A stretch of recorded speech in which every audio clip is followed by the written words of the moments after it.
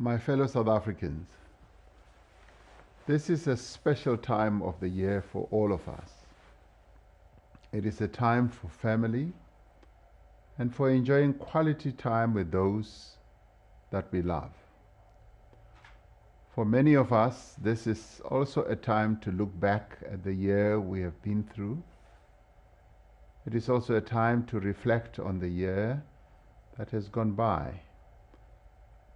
It is a time to also reflect on our lives and our goals and our plans for the year ahead.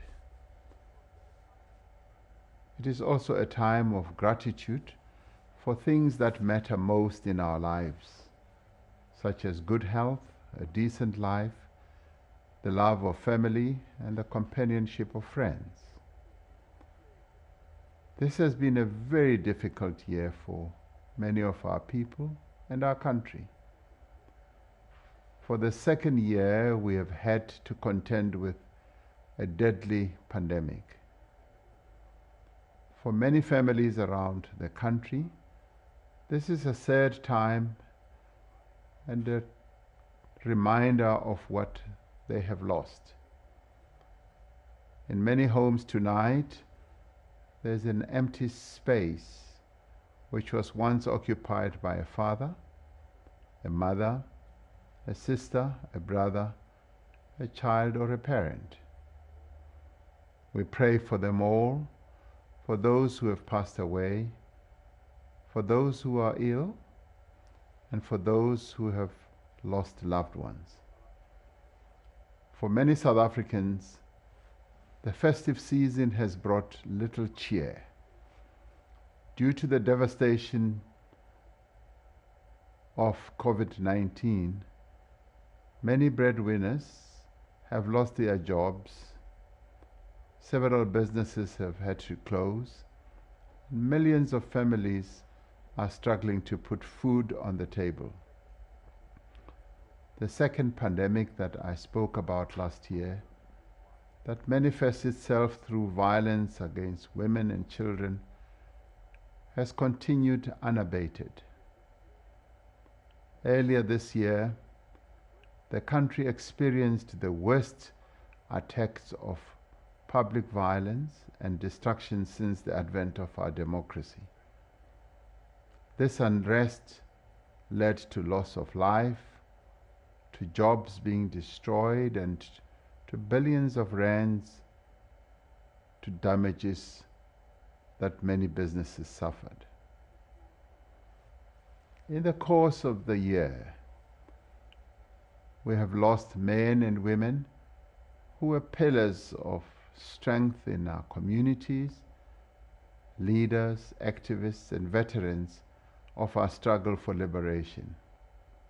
Tomorrow, the nation will gather in spirit to lay to rest our beloved Archbishop Desmond Mpilo Tutu. We've had to weather many storms in this past year. Yet, as we greet a new year, we know that better times are on the horizon. Notwithstanding the difficulties of 2021, there is much that we have to be thankful for. We can be thankful for the strength of our democracy. This year we held another free and fair local government election. We celebrated 25 years since the signing of our Constitution. Our strong democracy withstood a deliberate and coordinated attempt to challenge our constitutional order and undermine the rule of law. We can be grateful for the ability of the South African people to unite in times of crisis. In the midst of the unrest, many South Africans came together to prevent looting. They cleaned the streets and helped to rebuild ransacked businesses. We are grateful for our men and women who are on the front line every day fighting COVID-19 pandemic. As we speak, many of these men and women are on duty even at this hour. To our healthcare workers, our paramedics, to our emergency personnel, to our police men and women, to our soldiers, and to our many volunteers, we thank you for your commitment to heal, to serve, and to protect us all. We are grateful for the pioneering work of our scientists, our academics, and members of the health fraternity who are helping us to better understand the pandemic, to plan, and to respond accordingly. We are grateful for the resilience of our learners and educators, particularly during this year. And we are also grateful for our matriculants who had to write their final exams under challenging conditions. We are thankful for the nearly 18 million South Africans who have been vaccinated against COVID-19. Vaccination remains our best protection against severe illness and hospitalization for COVID-19. I want to call on all South Africans over the age of 12 who have not yet vaccinated to please go and get vaccinated as soon as possible. Vaccination is safe, it is free, and it is the responsible thing to do for yourselves and for those around you. We are grateful to all citizens who expressed their solidarity to other South Africans and have given what they can to help those who've been hardest hit by the pandemic. I speak of the help given to neighbors to pay rent and to buy food, of the community food gardens and soup kitchens set up to feed the destitute, of the millions in donations that were donated to the Solidarity Fund, and of the business owners who went out of their way to preserve jobs that could have been lost. As we strive to get more South Africans vaccinated, we must pay greater effort into rebuilding our economy so that people can support themselves and their families.